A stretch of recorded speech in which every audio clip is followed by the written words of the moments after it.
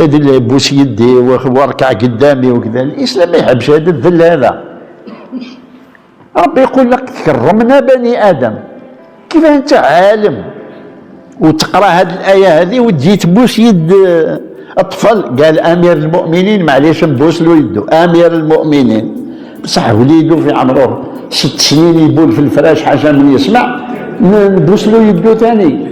قال وليده معليش نبوس له.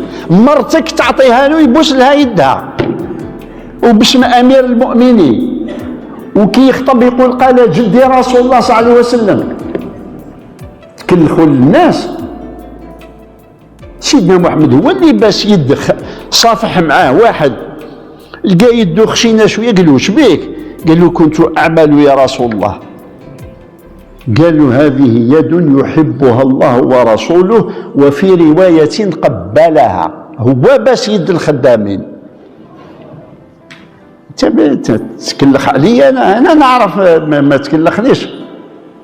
واللي يعرفوا في المغرب ما كانش الشيخ عبد السلام ياسين الله يرحمه عيا باش يجي عند الحسن ثاني، قال والله ما تشوف وجهي باش تجي من بعد تقول لي نركع لك ونسجد لك وكذا. لا، ربي خلقني عبد له نولي عبد ليك.